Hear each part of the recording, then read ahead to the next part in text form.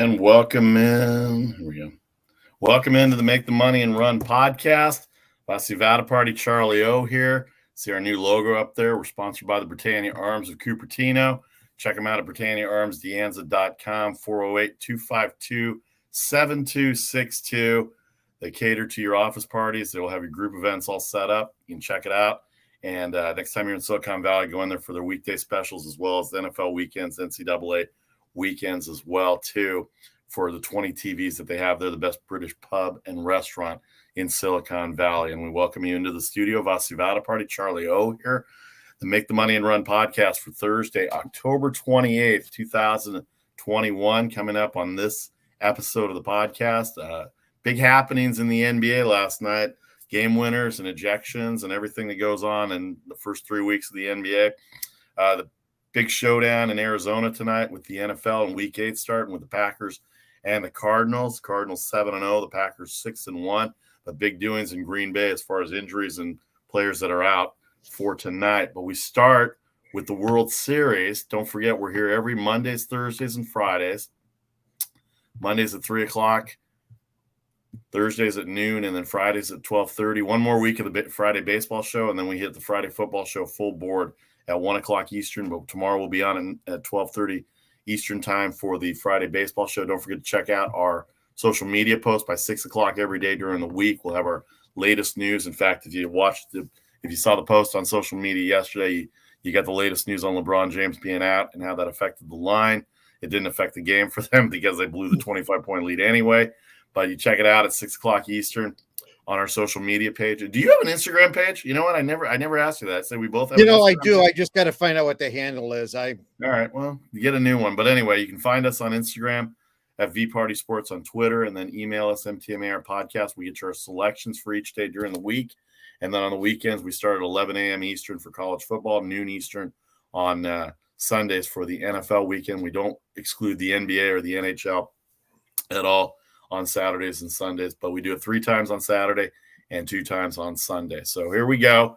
Like I said, once again, the Houston Astros in the World Series, they take game 2. They even the series at 1-1, and we'll have a travel day today before going to Atlanta for 3 games. We're guaranteed a game 5, so there will be 3 games in Atlanta. 7-2 victory over the Atlanta Braves. Jose Urquidy looked good, 5 innings, 2 earned runs. Houston bullpen was outstanding again. Jose Altuve hit another home run in the postseason.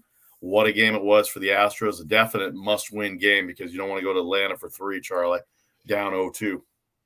Yeah, absolutely. I mean, first of all, if I was Houston, I don't care if it was an atmospheric river, a bomb cyclone, whatever. I would come back and play with the roof open.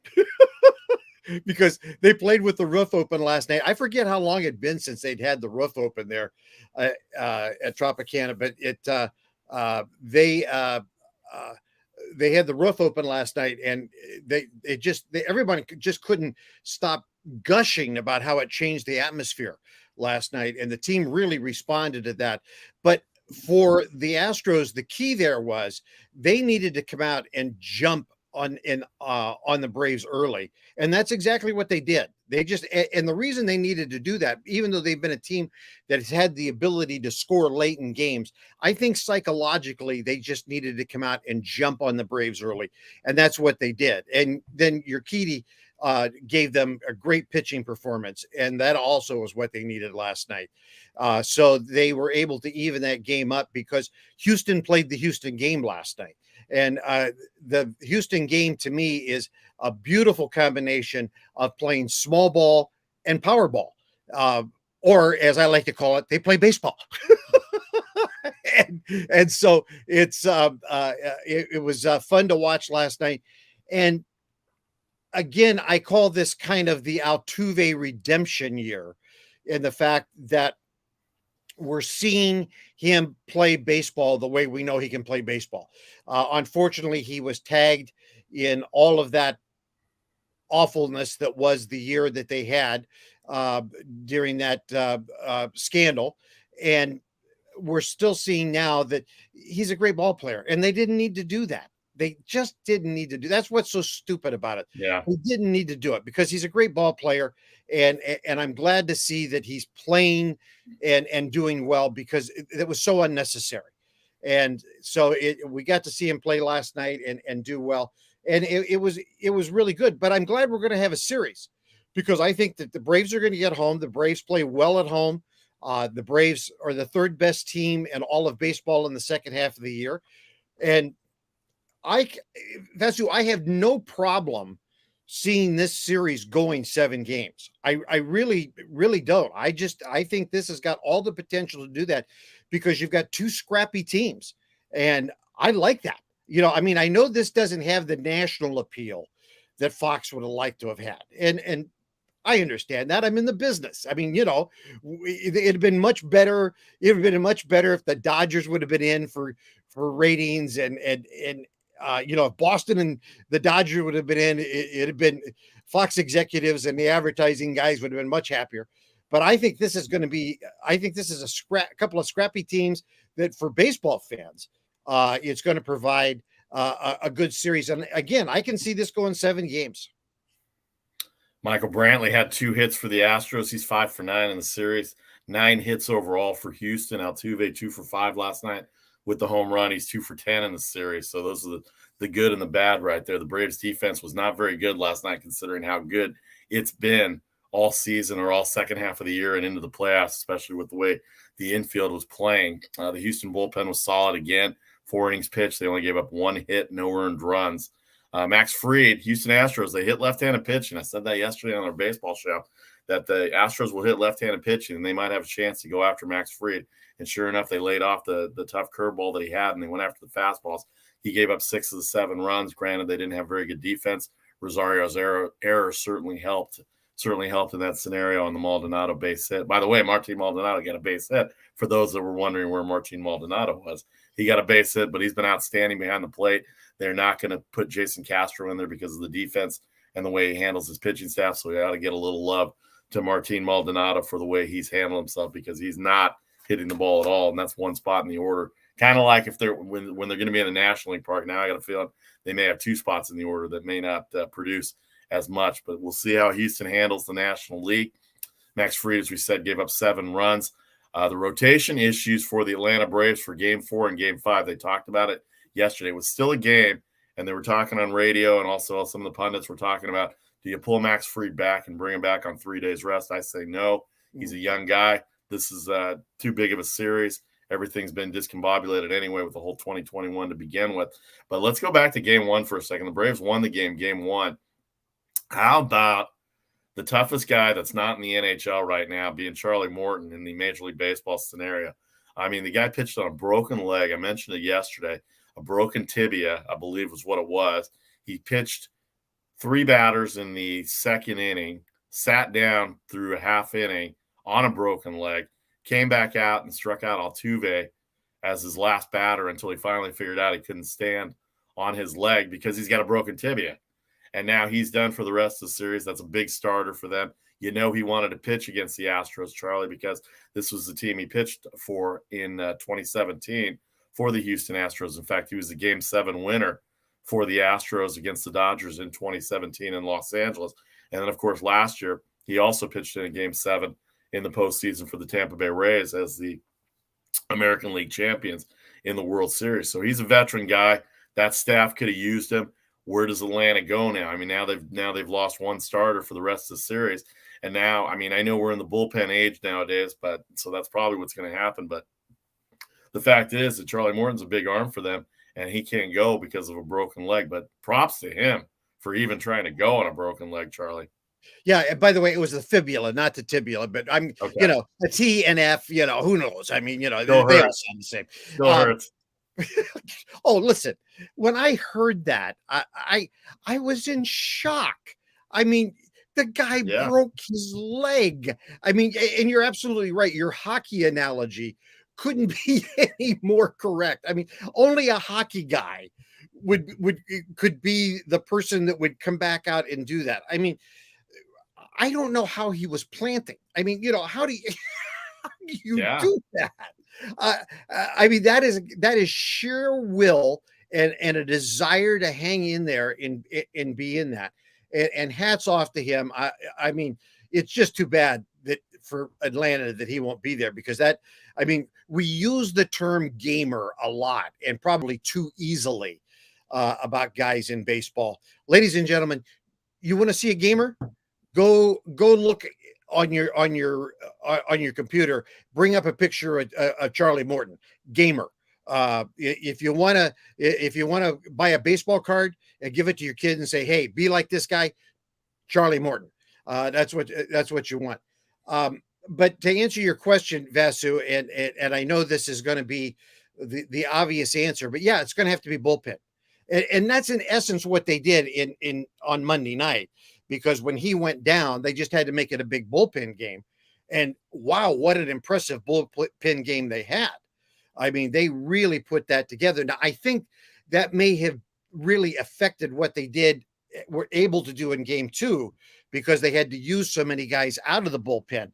But I think that's what they're going to have to do, is just go to the bullpen. I would not go to Fried on 3 days rest. Old days you'd go, 3 days rest, throw the guy in. We don't short rest guys in Major League Baseball anymore. And when you don't do that, I don't think you can take a chance doing that with guys. I think you don't do that for 2 reasons. Guys aren't used to pitching on short rest.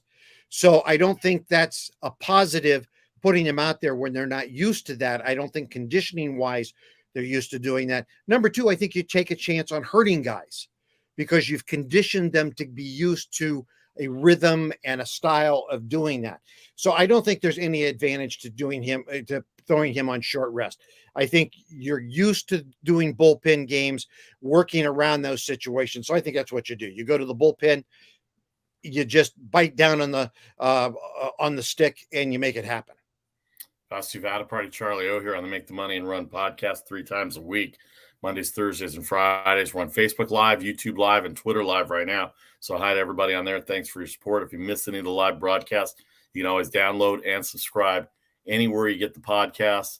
You can check it out by finding the logo up there in the right corner there, the new logo that we have, the Make the Money and Run logo right now. Let's check out Facebook. We had a comment from Rob Gadamovitz. Sorry if I pronounced that wrong. If you're going to lose with your best. Put them out there. Stop babying young pitchers. Their bullpen stinks. Yeah, I don't know if their bullpen stinks, but it's hard to do it. They just don't do it anymore, Rob. I see what you're saying. And in the old days, like Charlie said, they would have. But unfortunately, that's not the way it goes right now.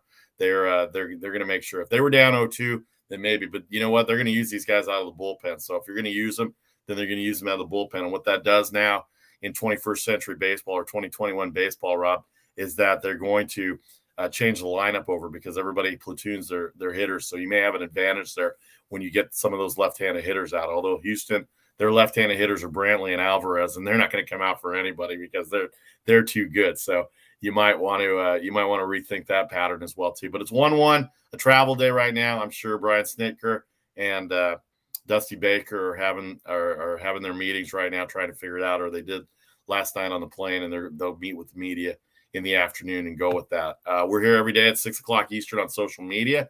We get our latest news and our selections from intern Nick, Charlie O, and myself. We try and give you selections every day, 3 times on Saturday and twice on Sunday for the NFL, but we haven't forgotten about the NBA or the NHL as the seasons get going there. Of course, the NFL goes tonight in week 2. All right, back to the World Series game 3 tomorrow night. Luis Garcia, Ian Anderson. I think I read, and I don't know if this is true or not, but we'll find out. But if it sounds good if it's not true. But the 9th time that 2 rookies have started in a World Series game tomorrow night, with Luis Garcia, who pitched well against the Red Sox last week, and Ian Anderson, who was so-so against the Dodgers, but they were able to get by the Dodgers with their bullpen last week. And right now, Will Smith is pitching well. Right now, Tyler Matzik is pitching really well for them. So they've got their 2 left-handers going in the bullpen for the Braves. The Astros, Presley and Graveman. I don't know if they know who's going to close. Graveman shut the 9th inning down yesterday.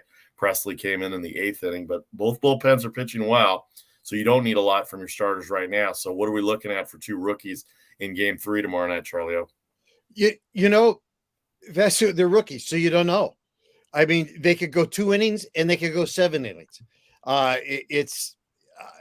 It's they're rookies, so you don't know. It kind of depends on nerves. It's the first time they've been there, so it's going to make a difference in how they come in and how they're able to handle the pressure situations. I mean, the good news is you have 2 veteran, solid managers who are going to bring them in, and they're going to say, "Look, just do your best. We got your back. Don't feel that." They're going to tell them not to feel the pressure, even though they're going to feel the pressure. But they're going to tell them that don't feel the pressure. Just do your job, and we'll help you in whatever way you can. So that's the best part of it. And they know they've got bullpens behind them if they need it to be there. So that's all you can really ask for from a young pitcher. And you throw them out there and see what they can do. Dusty, you kind of expect that he'll pull them quicker than anybody else will. That's kind of a scenario. Although if he's going well, then he might not. But that's Dusty's MO. Pull them quicker than anybody else would. So we'll just have to see. But rookies are, man, that's that's always when you haven't been there before. And you don't, that doesn't mean much until you get to the postseason, and it really doesn't mean much until you get to the World Series. But the pressure of knowing literally there is no tomorrow with the World Series is something that cannot be explained. And I've talked to guys who've been there, and they said you can't explain it until you've been there, and you just feel that weight on your shoulders, and that until you've been there and done it, there's no explaining it. And then once you've done it, then you can deal with it. You can deal with the pressure of it the next time in a whole different way. But the first time, it's unbelievable. Speaking of pressure, in game 1, Framber Valdez went 2 innings, gave up 5 runs. But the look on his face, he looked like he didn't want to be out there. He was shell-shocked.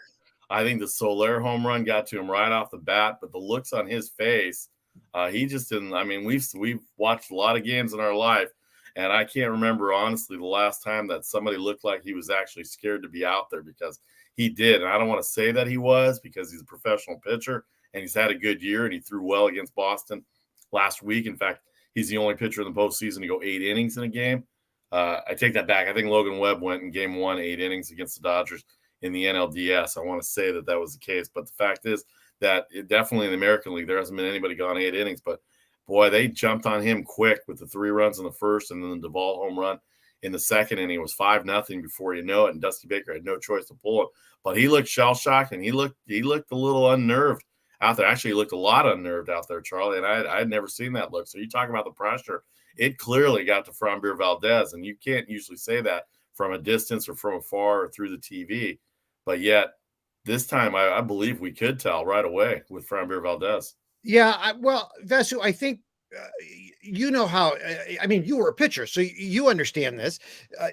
You pre-play that game in your head, so you have this picture of how things are going to go.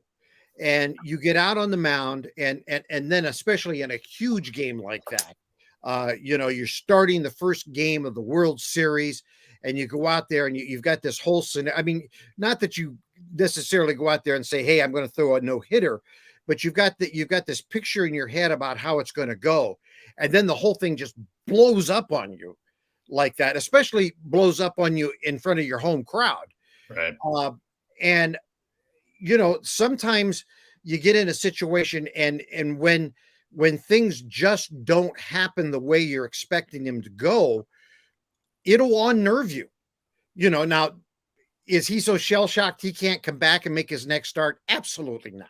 He'll be fine. But sometimes it'll just literally, and the term we use is it'll throw you off your game. And I think that's probably what happened to him. It just happened so quickly, and it was so against what was planned. I think it just threw him off his game. And sometimes when you get thrown off your game, I don't care how good you are and what your name is, you just sometimes can't get back on it. And I think that's probably what happened more than anything else. He just got thrown off his game and couldn't get back on track. Well, he is scheduled to start game 5. We're not sure what the Braves are going to do for game 4 and game 5. By the way, Tucker Davidson, if you saw the press conference yesterday, he was the young man that got called up. He's had major league time. He's had major league service. He's a left-handed pitcher that pitched out of the bullpen in the first half and part of the second half of the year. He's got good stuff, but he was the guy Brian Snitker went to when Charlie Morton went down. So don't be surprised if he has an impact in this series somewhere down the line, because he is a good left-hander, a good young left-hander, and he may not know what's going on, and he may not feel the pressure, Charlie. Like I was going to say, those are the kind of guys that just have got to scare the opposition to death, because they get brought up so quickly that they almost don't have the time to feel the pressure. So they just come out and they just start throwing, and those are literally wild card decisions that happen so fast. And sometimes, not always. Now, I mean, you can come out and get blown out of the water in the first inning, and we'll all go, well, that didn't work out so well. But sometimes those moves happen, and all of a sudden you're going, ladies and gentlemen, here you are, your MVP of the World Series.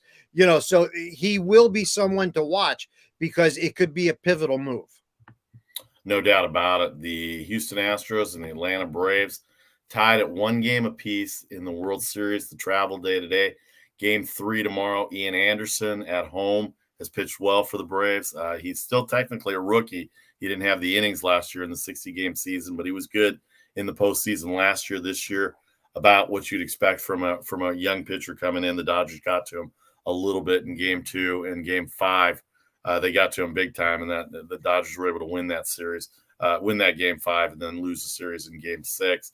But he goes tomorrow. Luis Garcia pitched well against the Red Sox, but he also had a bad outing in the earlier start that they had against Tampa Bay. He only lasted an inning and a third. The line on the game, the early line on the game, the Atlanta Braves at home. Probably this is a home field based line right now. 109, the total 8.5 on the game. You got to think that I don't know what the weather's like down there. Maybe we can get our friend Len connecting to kind of type in and chime in on us if he's watching or listening to us on what the weather's going to be like down there. But I got to believe that the ballpark has given up a few runs. The 2 games have gone under, Charlie, from the wagering side of it. They've gone under and actually pushed yesterday at 7-2, but it was 8.5 on Tuesday. It stayed at 6-2, and then yesterday it was 7-2. After every game in the Red Sox series for Houston went over, except for game 6 itself. And then the Braves and Dodgers, they went over in 4 of the 6 games they went over in that series, in the NLCS as well, too. So the way too early, 24 hours in advance take of not knowing the weather and how the pitchers are going to feel coming into the game. 109, 8.5 tomorrow. What's your early take on that? Well, it'll be interesting. A couple of things will affect this game, I think, tomorrow. And by the way, the outlook for tomorrow is high in Atlanta, a high of 55, low of 48, and a chance of PM showers. And it's outdoors, and it's 8 o'clock at night. 8 o'clock at night. So it's going to be chilly, but you do have altitude. And again, my always famous trivia about Major League Baseball, the second highest stadium in all of Major League Baseball is Atlanta. So there you go. It's just a little over 1,200 feet in elevation. So the ball does carry well there, but it'll be cold. So that will affect it and keep the ball from flying quite as much. But it'll be interesting from the standpoint that you do take away the DH from the Astros. So that will affect them some. You got to they lose for all intensive purposes. They lose an entire bat because you're going to have pitchers come up and. Yeah, what do you do if you're Dusty Baker? Because you got Yordan Alvarez, Michael Brantley have both been DHs. Alvarez has played left field. Brantley has played right field actually they both played left field, and Brantley has gone over to right a little bit. He's got a pretty good arm, so he's okay in right field. But it's a symmetrical ballpark in Atlanta, so it's not that big of a deal. I do not want Yordan Alvarez's bat out of the lineup, but I certainly don't want Michael Brantley's bat out of the lineup. They're going to have to find a way. I believe if Kyle Tucker can play center field, I think Kyle Tucker's going to have to play center field, and they're going to have to put Alvarez and Brantley both in the lineup. Maybe not for game 3. They see how it goes. If they're down 2-1 in game 4, then you got to get both bats in there. But right now, if I was Dusty Baker, I would sacrifice the defense for a little more offense, because you're going up against pretty good pitching staff right now, and that bullpen is going really well for the Braves. But I would take Alvarez in left field, and I would take Brantley in right field, because he's played right field in his career before. Now, neither move very well, so hopefully, and Kyle Tucker has really good speed, so hopefully that center field spot is good for him and he can play. Actually, that's the scenario that I've been hearing the most, Vasu, is that's exactly what they do, is they put Alvarez in left, Tucker in center, and Brantley in right, because I don't think you could take Alvarez and Brantley. I mean, there's no way I'm taking Brantley out of the lineup. Yeah, absolutely not. I mean, that guy, I mean, he's a hit machine. Yeah. I mean, there's just no way I can have that man out of my lineup. I love that guy. I don't, I've coveted him for the A's. I've coveted him for the Giants. I've coveted him for the Reds. Anybody who doesn't want Brantley on their team doesn't know baseball. Right. I mean, that guy is just and he's just a quiet player who goes about his job. I hate the term blue collar player, because I'm not sure I know what that means. He's just a player. He just does his job and does it so well. And I can't have him out of the lineup. He just has to be there. And Alvarez, yeah, you got to have him in. So yeah, I'm going to sacrifice a little defense, especially in that ballpark, because it's a power park, and you can do it. And like you said, it's symmetrical, so it doesn't have that quirkiness. Now if you had to do that in Houston, now you have to worry about it, because that thing's got all those nooks and crannies and all that weirdness in it, the way all ballparks should have, actually. But then you'd have to rethink that. But I think that's worth a try. I really do, because you need that hitting, especially when you don't have the DH. You might have to do that, and I don't know if he can get away with it in game 4, but you got to keep Brantley in the lineup. Dusty may have Alvarez off the bench, because McCormick played in game 1.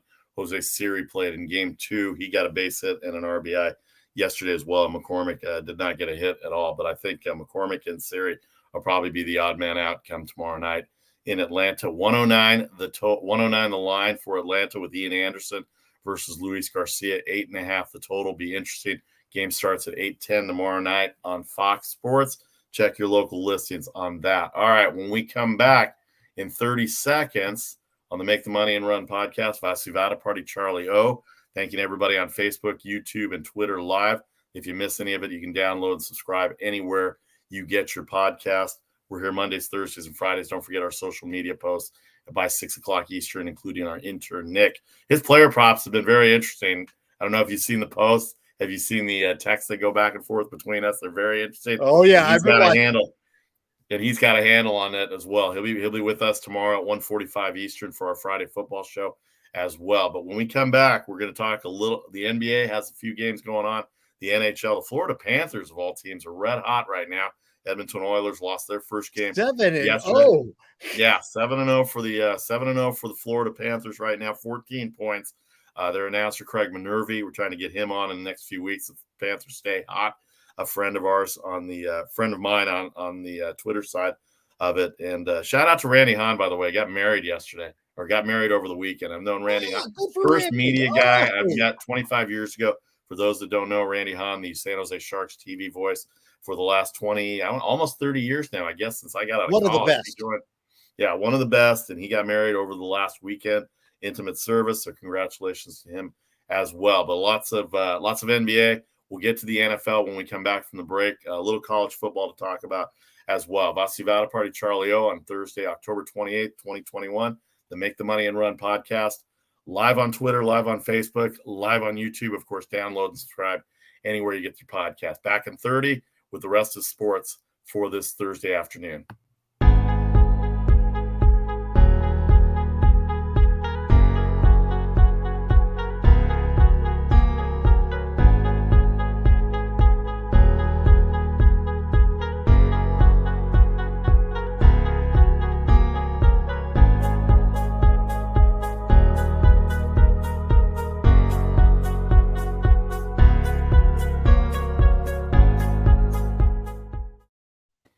everyone. Welcome back to the Make the Money and Run podcast. Vasi Vada Party, Charlie O here.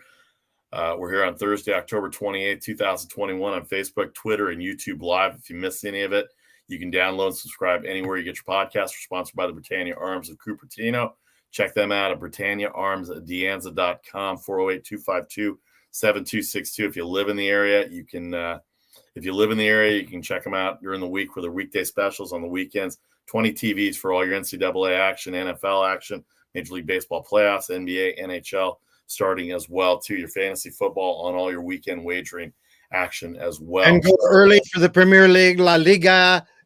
We're going to start mentioning a lot of the soccer last night as well. Go see who the new manager for Man U's going to be. Oh, because that's coming for sure after that 5-0 loss to Liverpool yesterday. There's a new manager coming to Man U. Yeah, I saw that yesterday. We'll get into the soccer. Or the world football down the road here a little bit. We'll get some Britannia Arms people on with us as well, too, as we're going to start hitting the Britannia Arms on Sundays for pregame. We're going to do it at least 2 or 3 times. We're attempting to do that in Cupertino, as well as looking to add a new sponsor down and near the Pacific Ocean. Would you like to do a pregame show on the ocean, Charlie? I'd love to do a pregame show in the ocean. I mean, after we'd have to check the Wi-Fi on that, but yeah. After I went on that cruise, man, I think we had to do one on a cruise ship, man. I mean, come on. Let's figure it out. Let's get everything going on here. All right, Week 8 in the NFL starts tonight. Some of the games this weekend that are going to be interesting: the Steelers and Browns. Baker Mayfield says he can play with a torn labrum. The Lions are 0-7. They're going to host the Eagles. The Colts have played well the last few weeks. They are actually a favorite against the Titans this weekend. The Bengals are going to the Jets as a 10-point favorite. Rams and Texans, they're 6-1. The Chargers, off their bye, will host the New England Patriots in Los Angeles Sunday afternoon. The Jaguars and Seahawks play Sunday as well. Denver and Washington play. The Buccaneers and Saints, a big game in the afternoon. And then Sunday night, the Cowboys and Vikings coming off their bye as well. Both had a bye, and they both get back to Sunday night football. The 49ers will travel to Chicago to see who's got the bigger mess, the 49ers or the Bears right now. We'll see how that goes as well, too. But that's a contest that's going to be a contest. Well, I mean, for us Bear fans, it's going to be a contest. The 49ers are actually an early 4-point favorite on the road at Chicago. Don't ask me how, but they are, and that's a lot of respect for the Bears. But we start tonight in Arizona. Probably the best matchup of the weekend on 3 days. Unfortunately, only 3 days after both of them played on Sunday. The Arizona Cardinals come in at 7-0 after their win over Houston last week, 31-5. They did cover the 19 points. It didn't look like it for a while until they got the late touchdown. But the Cardinals are 7-0. They are going to host Aaron Rodgers and the 6-1 Green Bay Packers. Remember way back when in Week 1, Charlie, when everybody saw the Packers get thumped by the Saints 35-3, and the whole summer was Aaron Rodgers' contract and all the soap opera that was hanging around. Well, all they've done since that 35-3 loss was win 6 straight. They're 6-1. Here's the funny thing about the whole thing, and we'll get to the COVID list and the injury scenario in a second. But the funny thing about this game is if the Packers somehow win this game, they're going to be the best team in football now. They'll have the tiebreaker over Arizona. They'll be the number 1 seed. Arizona will be the 2 seed, and they'll both be 7-1. The Arizona Cardinals have Kyler Murray and DeAndre Hopkins. J.J. Watt's out for the game. He might be out for the year. Torn shoulder. I guess he's got to get surgery on his shoulder as well too. Isaiah Simmons is questionable for the Arizona Cardinals as well too. But J.J. Watt out. Hopkins questionable. Rodney Hudson is on the injured reserve. Rashad Lawrence, their defensive tackle, is questionable. I don't see Isaiah Simmons on the injury list now, so he may be back and able to play. That's a big boon for the Arizona Cardinals. Bakhtiari out, Valdez-Scantling on injured reserve. Dennis Kelly, one of their offensive linemen, on doubtful, and then Kevin King, cornerback. He's a good cornerback. He's questionable. And Preston Smith, one of their pass rushing specialists, is questionable as well too. But the big injuries, the big key injuries, not injuries, it's COVID related. Joe Barry, the defensive coordinator, and we saw the continuity with Oregon a few weeks ago against Stanford. When you don't have your coordinator with you, it's hard to communicate. It's hard to get things going. That was Joe Moorhead of the University of Oregon when they played Stanford 3 weeks ago. Joe Barry, the defensive coordinator, they played well this year defensively. I don't know how well that's going to affect them against the Cardinals tonight. You got Aaron Rodgers, a quarterback, so it may not be as bad. But Devontae Adams and Alan Lizzard, your top two receivers for the Green Bay Packers, are out because of COVID. They went on the COVID list either Sunday night or Monday morning. There's just not enough time in 3 days to get 2 negative tests. So they are both out tonight. Aaron Rodgers is very crafty, very sneaky. He's got a great arm. We know all the attributes of Aaron Rodgers. He does have Aaron Jones at running back. Robert Tonyan at tight end, who as a rookie had 11 touchdowns last year. May have to go to him a little bit more. I don't have the depth chart in front of me, but I know they've got other guys on there. Randall Cobb is there as well too. So how do the Green Bay Packers go into Arizona and take on this Arizona Cardinal team at 7-0 and Kyler Murray running around all over the place, and DeAndre Hopkins, they said questionable, but I got a feeling he's going to play, Charlie. Yeah, first of all, how does the Green Bay do it? They just go in and do what they do. I mean, are you going to miss Adams? Are you going to miss Lizzard? Of course you will. But that's where having somebody like Aaron Rodgers is the key to everything else. His arm, his ability, his veteran leadership can make up for that. Now they've got a good running back. They've got a good tight end that they can utilize more. But, Rodgers and his craftiness and his ability, he can utilize that number 2, that number 3 receiver. He can make them look really good because he can make the adjustments for them where you would normally say, well, the wide receivers need to adjust. Well, in this case, the quarterback will make the adjustments for the receivers. So I'm not really that worried about it. Would I be, would as a wagerer, I'd be a lot happier if those guys were in? Oh, well, of course I would. But Rodgers is just playing phenomenal. I mean, I cannot believe that he has gone from the turmoil that was the off season to the focus that he has obviously gone to during the regular season. I mean, you talk about flipping a switch, and folks, that's not easy to do. It's like, boop, sorry. Okay, that's done. I'm now in the mode. I mean, only a veteran could do that. And I'm happy for him. I'm happy for the folks in Green Bay. What's going to happen after the season? I don't have a clue. But you know what? I don't care. We're in the middle of the season. He's playing great football. Green Bay's entertaining. They're not a bad wager. So that's all we're concerned about right now. Arizona, man, J.J. Watt. You put the money out. You bring him in. He's playing great. You put a lot of hope in him. And, I've had a tendency to feel like J.J. Watt's been glass, except when I looked back to see his body of work, he really has not been injured as much as my mental picture of him has been.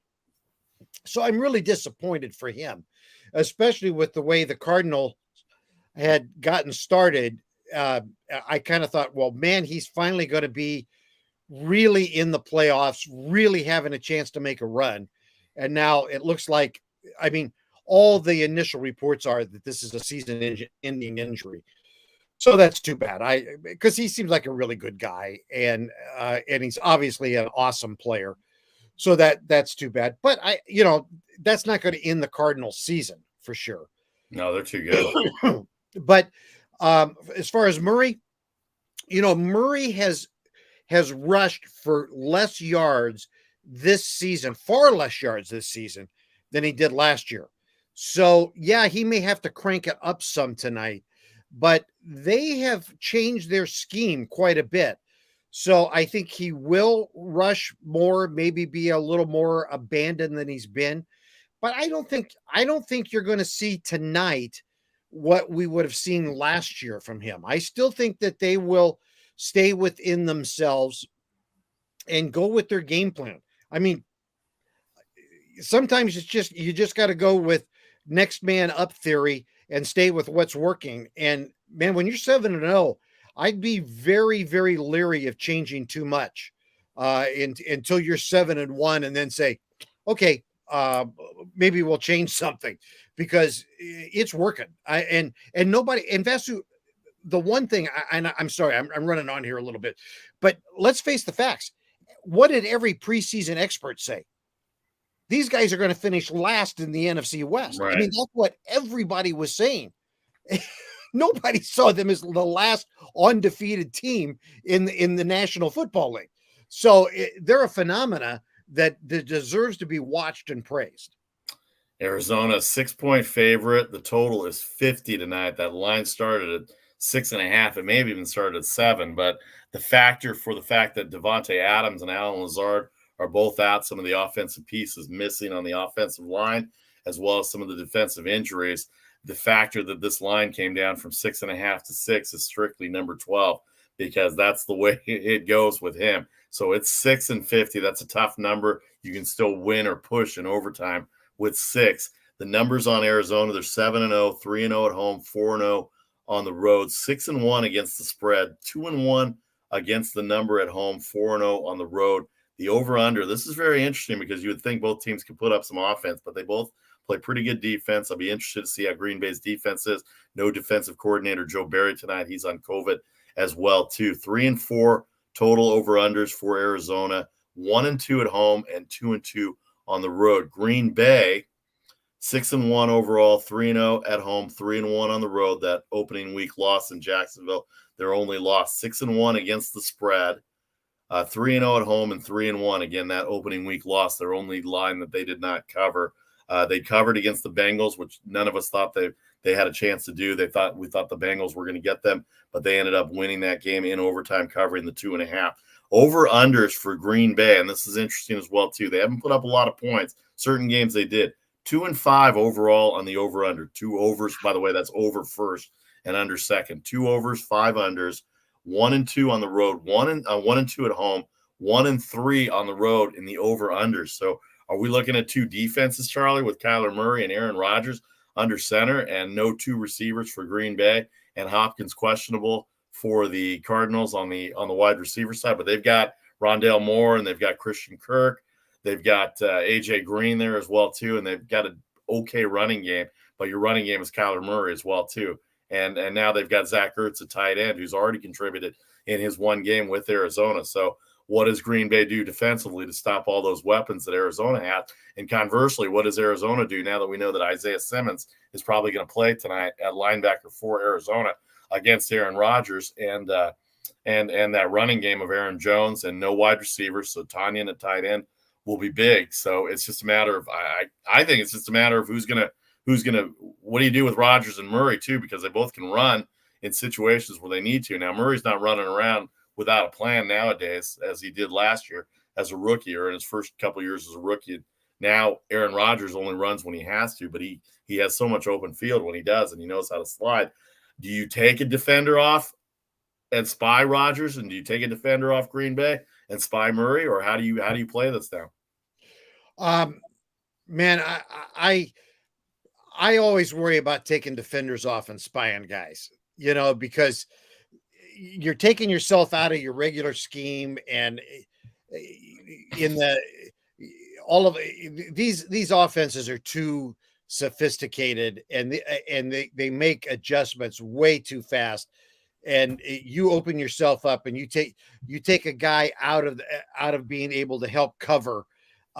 You better be darn sure that you've got a guy that's fast enough to make that play that you want to make. And particularly with Murray, who's fast enough to cover him? I don't know that you've got anybody that's fast enough to cover him, because that guy is speed incarnate. So I'm not sure that I would do that at all. Rodgers, yeah, I guess you could do that. But, as soon as you spy him, he's just going to toss the ball. He'll tear you apart. Yeah. Because, Rodgers is that guy, he can short pass you. He can throw the long ball. That's why he is the kind of star that he is. He's the complete quarterback. So you give him the opportunity, he is going to manipulate your weakness that you create for him at that point. So I don't think that I think both teams need to play the defense that's got them there, and then just try to work it to their best. I would not be changing schemes at this point, especially when you're 7-0 and 6-1. To completely change up at this point would be a mistake, in my opinion. I want to just jump back a second for you too on the OC not being there. First of all, I know what the DC. The DC. I mean, people say, "Oh, well, I can just come in on Zoom." No, he can't. That is not allowed in the National Football League, so he can't be there. And the big change with that is, even though the people will be there that he works with, all the calls, all the cadences, everything else, it's just a little different. So it throws everything just a little out of sync. And for these guys, everything has to happen so quickly. Just being a second and a half different can make a difference. So they're going to have to. Now, I'm sure that I'm sure they've had everybody else doing the work during the week so that they can be used to that. But it's a bit of a detriment. Now, will it cost them the game? I don't think so, but it's just an aggravation. And when you're going up against a team like the Cardinals, who are undefeated and are so talented, you don't want one of those little irritations. You don't want a pebble in your shoe, and that's what it's going to be like for the Packers. All right, a little college football here before we take a break. Top 25 games. Coastal Carolina will go tonight. They've got Troy. They're coming off a loss last week against Appalachian State. Coastal Carolina dropped from 14 to 24. They're 6-1. They're a 17-point favorite against Troy. Some of the top 25 games this week: Cincinnati, Tulane. Iowa will be at Wisconsin. Baylor hosts Texas.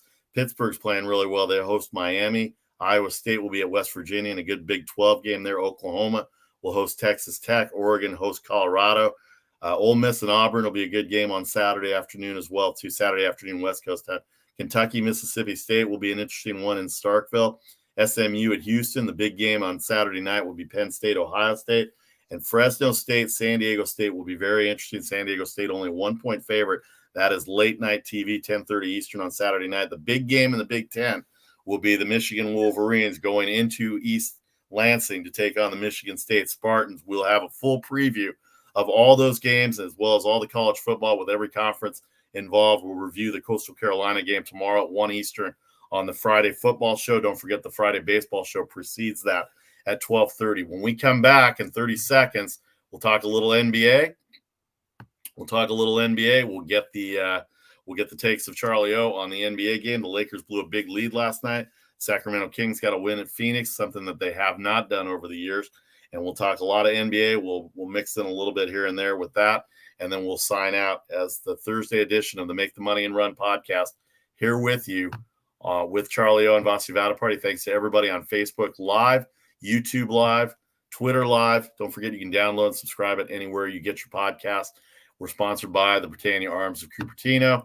Check them out at BritanniaArmsDeanza.com, 408-252-7262. Next time you're in Silicon Valley, or if you live here, check them out. 20 TVs to go check out. All right, in 30 seconds, we'll be back with the NBA story, a little NHL before we close out the Thursday edition of the Make the Money and Run podcast. See you in 30.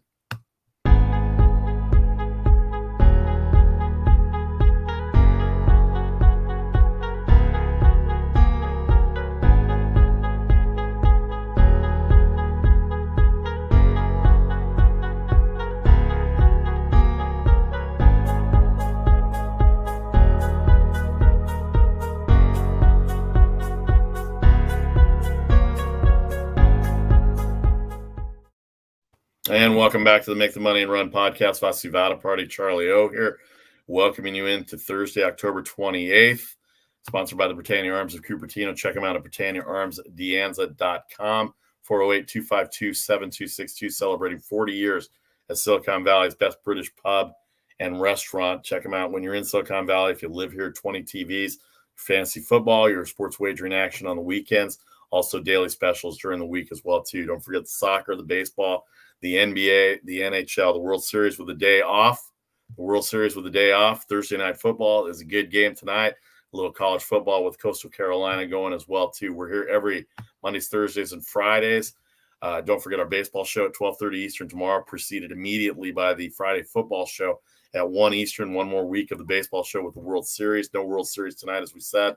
and the NFL lucked out. They got a good game on a day off for the World Series. So I think the NFL probably would have outrated them anyway with the fact that it's the Braves and the Houston. But a good game between the Packers and the Cardinals.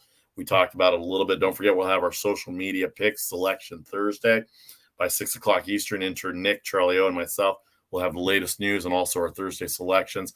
And don't forget, on Saturdays and Sundays, we go 3 times a day on Saturday and twice on Sunday for college football and NFL football as well, too. All right, let's get to the NBA here a little bit. Interesting feel in the NBA last night. Charlie, some of the games that are going on: Pistons, Sixers, Hawks, Wizards, Knicks, Bulls, Jazz, Rockets, Spurs, Mavericks, Grizzlies, Warriors will be interesting. But let's look at Wednesday here. Let's take a couple of minutes to look at Wednesday. For the first time in 250 games, LeBron James didn't play, first of all, yesterday.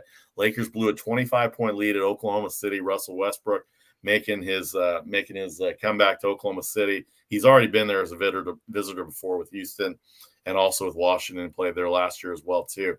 Harrison Barnes got a game winner at Phoenix. They have not had any success in Phoenix over the years, and Harrison Barnes, they came back from 13 down. They blew a 13-point lead, and then Barnes, it looked like it was going to go to overtime, and then Barnes, smooth as silk, had a great year shooting the ball, has a great year going shooting the ball right now, upsets Phoenix. Charlotte and Washington are upward trending. They're both, I think Washington's 3-1. They are 3-1, and Charlotte is 4-1 after their win last night. The Heat blow out the Brooklyn Nets. No Irving, I understand that, but the Nets are still better than that. But the Heat, the 3.5-point underdog, maybe the better team here in terms of the NBA's Eastern Conference. The Bucks lose to the Timberwolves. Don't sleep on the Timberwolves this year. And Portland blew out a hot Memphis team. Memphis split over the weekend in LA. They get beat by 30. They get beat by 30 by Phoenix on Monday. And then last night they take apart Memphis in the second half after Memphis had the lead. The Grizzlies have to go back-to-back now. They're in Golden State tonight. So what are your takes on Wednesday? Yesterday, Charlie, from the NBA. Well, first of all, Russ, we know that you guys blew a big lead. You just don't have to get thrown out of the game. Come on. He just didn't want to be there anymore, I guess. Come on. Especially at the end of the game. If you're going to get thrown out, make it meaningful, not at the end of the game. Come on. Lakers, they're still trying to find themselves. Everybody, the Lakers. Calm down. These guys haven't played together. They're going to be a force at the end. It's going to be fine. The Blazers, Can't figure them out. What's that? Can't figure them out. Well, the Blazers. This is what you're going to see from the Blazers. Because they're backcourt dependent, and when you're a backcourt dependent team, this is what you're going to get. You're going to get some nights where you're going to blow teams out. And you're going to have other nights where you're going to have games where you're going to get blown out. And I this team is going to be about a 41 win team. I think that's what they're going to be. They made a coaching change. It probably was time for a coaching change, but they also needed to add some personnel, and I don't think they've done enough to change the landscape there. So I don't think there's enough there to make a difference. By the way, the Nets at 2-3, super team, the Irving thing, blah, blah, blah, blah, blah. And Kyrie, everybody, Kyrie, Kyrie's being who Kyrie is. Nobody still knows what that is. It's not just the one thing. I mean, nobody should have been surprised by Kyrie. And I'm not getting into the political thing of the Vax deal. That's his deal. Okay, fine. That's his business. But this is who Kyrie is. They knew who Kyrie was when they signed him. And so they're dealing with that. And you're just seeing the proof of that you have to have a little more. And they need somebody else besides Kyrie, because Kyrie is going to be this way as long as he's in net. And so they have to have somebody else there. It's not enough with what they have. And if this is all they have, this is what they're going to be. So Nets fans, sorry, but that's what it's going to be. The Bulls at 4-0, Charlotte 4-1, the Knicks 3-1, Miami The 3-1, Bulls, Washington the Bulls are 3-1. 4-0. I know. Milwaukee 3-2, Cleveland 3-2. Those are the top 8 teams. Philadelphia, Brooklyn, Boston, Indiana are all out of the playoff picture. If the season ended today, obviously it's not. It's only 4 games in the West. Golden State is 4-0, Utah 3-0, Minnesota 3-1, Dallas 2-1, Sacramento 2-2, Portland 2-2. Denver and Memphis both 2-2. The Lakers are 2-3. The Clippers are 1-3. Phoenix is 1-3. San Antonio is 1-3. They would be out of the playoff picture. And I know it's early for all this stuff. I'm not sure how good anybody is at their record. That Golden State and Chicago lead both 4-0. Charlotte 4-1. They lost to Boston the other night at home after starting out 3-0. The Knicks and Bulls will play tonight as we get to the lines tonight. Philadelphia 10.5-point favorite over Detroit at home, 212.5. Still without Ben Simmons. Atlanta 3. By the way, to the young man or young woman yesterday who bet on the Hawks with all that money, it was posted on social media. They did not cover, and I feel bad for you because we've all been there in terms of blowing leads. And I think we have not all been there betting $500,000. No, that's true. That's true. Well, in my mind, I have, so that's different. But Atlanta 3-point favorite at Washington. That could be a trap game. Washington's playing pretty well right now, and their defense is a lot better than they were last year. The Bulls and Knicks we talked about. That's going to be a good matchup tonight on NBA TV. 1.5 for Chicago, 215 versus the Knicks tonight. Utah on the road at Houston. They're undefeated. They had a tough game with Denver the other night. Their saving grace was Nikola Jokic. Scored 24 points in the first half, but he did not play in the second half. And Denver might be better than we think, although they lost last night. They got beat pretty bad the other night by Cleveland, and then they lost to Utah. Cleveland beat the Clippers last night. Big time beat the Clippers last night, and they're 1-3. Utah 9 at Houston, 221.5. Dallas -7. San Antonio, I believe they're at home. Yeah, they're at home against San Antonio. 2-1 for the Mavs, 1-3 for the Spurs. Can't figure the Mavericks out yet. And in the final game, Golden State and Memphis. Golden State a 6-point favorite over the Memphis Grizzlies. They played in the play-in round last year, and Memphis drubbed them. I think coming off a 20-point loss to Portland yesterday. Check us back at 6 o'clock Eastern when we have our selections. But I'm already kind of leaning toward the Memphis Grizzlies +6 because John Morant's playing well. Jackson's playing well. That second half is a total aberration last night against Portland of how bad they shot. They're a much better shooting team than that. And I'm not sure how good Golden State's defense is yet to be out there to compete with the Memphis Grizzlies. 229 the total for Golden State and Memphis. We could see that game going over a little bit if both teams shoot well tonight. NBA slate Thursday, Charlie. What do you think? That Memphis Golden State game has certainly got my attention. My question is how long can Philly hold on without doing something with Simmons? I mean, the Philly fans are not going to stay quiet. Yeah, but Charlie, they're hamstrung because now everybody knows that they're having problems with him. They're trying to get max. They're trying to get max return, and they're not going to get max return. But I don't want to trade him just for the sake of trading him because he's a talent. Whatever you think about him, and whatever I think he's still a little. I think he's still a little overrated from the talent standpoint. We know he can't shoot, but he does a lot of other things well. But you're not going to get max return on him. Do you wait until? I mean, how desperate are you going to be to get rid of him before your season goes down by the wayside for Doc Rivers? Because they've got a pretty decent team. I think they're a pretty decent team with Embiid. Well, yeah, I mean they're a pretty decent team, but you can't have, how long do you keep? I mean, you can't have that much talent and a player that you're that dependent on just sitting out and expect that you're going to do well the rest of the season. At some point, you're going to have to pull the trigger. I mean, Morey can say, well, we're just going to wait. Well, Morey can wait. He can wait in the unemployment line. Okay. He's been there before. Yeah. Well, he's about to be there again. And we need to wrap it up. Yeah. It'll be interesting. It'll be interesting to see. One hockey note here as we get going. We'll have all the review of the NBA and everything that goes on at 6 o'clock Eastern as well, too. A couple of hockey notes here. The Florida Panthers are 7-0.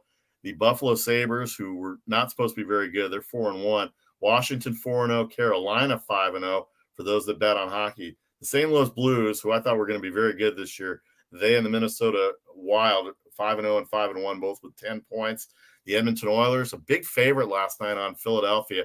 They lost their first game last night to the Philadelphia Flyers. By the way, the Metropolitan Division, for those that like to wager on hockey, the only division in hockey where everybody is over 500. All 8 teams in that division are 500 or better. Actually, they're all above 500. 3-2, 3-1, 4-2, 3-1, 4-2, 5-0. And one line tonight to talk about, and I'll mention it on my 6 o'clock version of it. The St. Louis Blues are at home against the Colorado Avalanche. St. Louis 5-0, 10 points. Colorado 2-4, only 4 points this year. They are not very good on the road. They're 1-2 on the road. St. Louis undefeated. Check your goaltender status there, because the St. Louis Blues are a home underdog at -105 to the Colorado Avalanche tonight. And I believe the total is 5.5. But St. Louis 5-0, getting money tonight at home at -105, Charlie. So that'll be an interesting one to look at. No baseball today. We got a lot to look at with the NBA, the NFL with the Packers and Cardinals tonight, the NHL as well, too. College football, Coastal Carolina in the top 25. Don't forget tomorrow at 12:30 Eastern, the Friday baseball show, 1 o'clock Eastern, the Friday football show as well. We'll have intern Nick on as well, too. The Make the Money and Run podcast for Thursday, October 28th, 2021. We're sponsored by the Britannia Arms of Cupertino. Check them out at BritanniaArmsDeanza.com, 408-252-7262. All right, for Charlie O, I'm Vasi Vadaparty. We will catch you next time on the Make the Money and Run podcast. I think Charlie already took off early. We'll catch you next time on the Make the Money and Run podcast tomorrow, 12:30 Eastern for the Friday baseball show, 1 o'clock Eastern for the Friday football show. Have a great afternoon. See you at 6 o'clock on social media. Bye for now.